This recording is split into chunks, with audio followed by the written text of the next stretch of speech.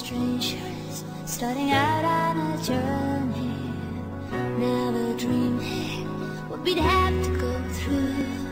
Now here we are, and I'm suddenly standing at the beginning with you. No one told me I was going to find you. Unexpected, what you did to my heart. When I lost hope, you were there to remind me this is the start. And life is a road and I wanna keep going. Love is a river I wanna keep flowing. Life is a road now and forever, wonderful journey. I'll be there when the world stops turning. I'll be there when the storm is through. In the end I wanna be standing at the beginning with you. We were strangers on a crazy adventure, Never dreaming how our dreams would come true. Now here we stand, unafraid of the future, at the beginning with you. And life is a road and I wanna keep going. Love is a river I wanna keep flowing. Life is a road now and forever, wonderful journey.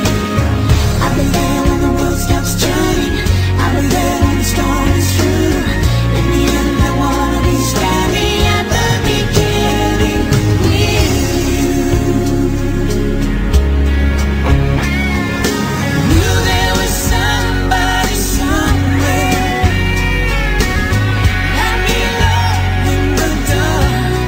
Now I know my dream will live on. I've been waiting so long. Nothing's gonna tear us apart. And life is a road and I wanna keep going. Love is a river I wanna keep flowing. Life is a road now and forever, wonderful journey. I'll be there when the world stops turning. I'll be there when the storm is through. In the end I wanna be standing at the beginning with you.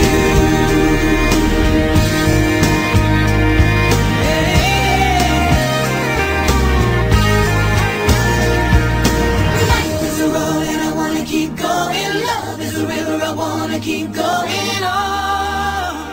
starting out on a journey. Life is a road and I wanna keep going. Love is a river I wanna keep flowing. In the end I wanna be standing at the beginning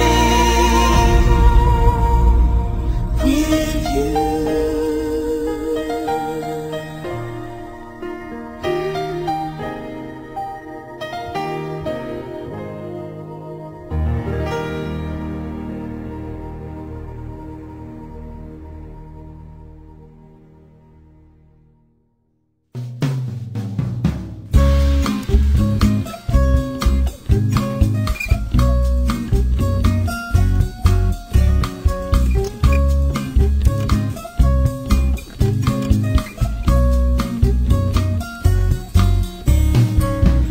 Nakaupo siya sa isang madilim. Classmates kami nung high school. Then, bali transfer si Jen sa, bali third year yun eh. From ano yata siya, if I'm not mistaken, from ano siya, Pura. Pura Tarlac ba yun? Bali yun, nagtaka nga kami, ba't may transferee, ganyan. Siguro matalino to, parang mga ganun. Tapos nakita ko siya, parang wala namang ano eh, walang attraction una. Gusto ko sanang marinig ang Field trip kami sa Expo. Ayun, magkatabi kami. Along the way, kwentuhan, ganyan. Tapos parang since then, parang nagkaroon ako ng parang napansin ko siya. sa lalaking kayakap mo.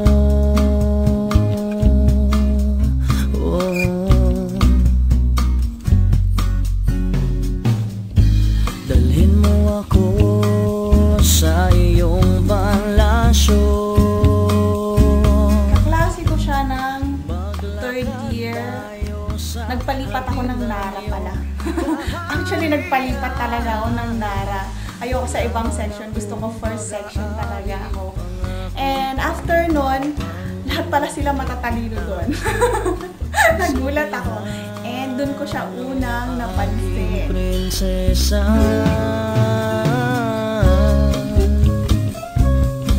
prinsesa, prinsesa, prinsesa. Doon ko siya unang na-catch niya yung attention ko kasi smart siya talaga. Wala akong masasabi doon. Doon ko siya unang na-crushan. Third year pa lang crush ko na talaga siya. Pero hindi ako nagpapahalata. Naisip ko ang ningning ng iyong mata.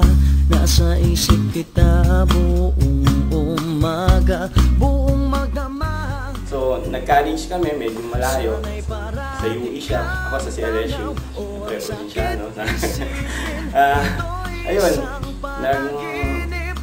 tinatawagan ko siya, kasi parang nangumusta, ganyan. Nag-college kami, tinatawagan niya ako, kaya lang nag-stop nga. Sabi nga niya, nag-stop. Kasi pabayaro siya. Maglakad tayo sa hardin ng iyong kaharian. Wala man akong pag-aari, pangako kong habang buhay. Pumasa ako,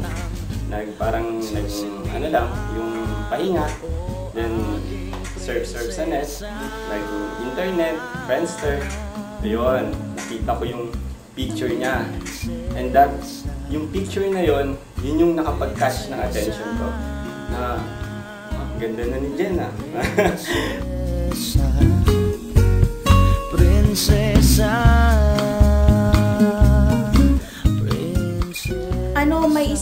may isang friend na nag-message sa akin. Ang exact word na sinabi niya sa akin kasi nung time na yun alam nila na may naging crush ako ng high school. Tapos sabi niya ganyan sa akin, sabi ni si Arlene mismo ang nagsabi sa akin na tinext niya ako, Ate Elen, baka eto na yung soulmate mo. Sabi niya, nag-message siya sa akin sa Friendster, sabi niya, bigay ko daw yung number niya sa'yo, siya daw si Jeffrey Piamonte, sabi niya. I see beautiful days with you. I feel beautiful ways of loving you. You touch my heart so deeply, and I can't thank God enough for all the beautiful days with you. I feel beautiful ways of loving you.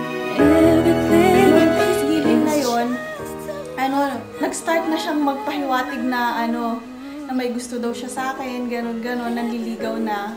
Eh ako naman, syempre, babae tayo, pakipot ng konti. Una niya ako sinagot, February 12, 2006.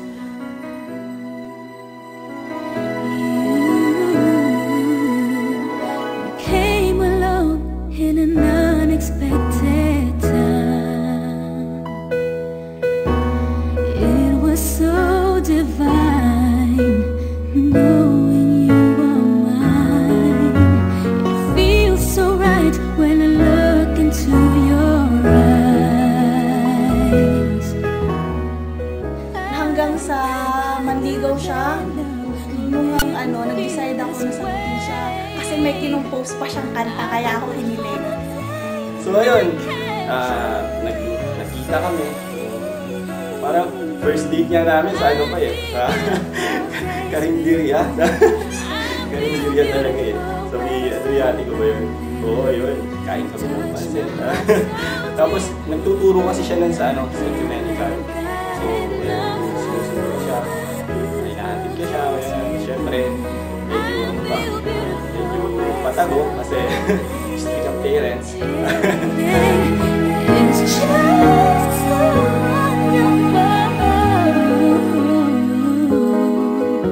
Every little thing is just so beautiful. When I spend it with you, you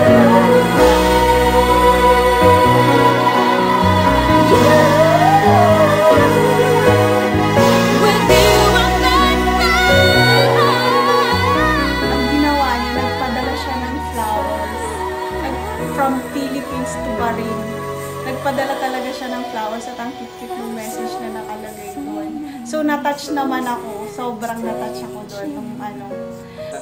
Bumalik siya. Ngayon, sabi niya, ako yung tinest niya. Nung dumating siya dito, ako ikaw na person na involved. Pero nung nakita ko talaga siya, yung pa rin doon, wala pa rin nagbago. Yung nararamdaman ko sa kanya.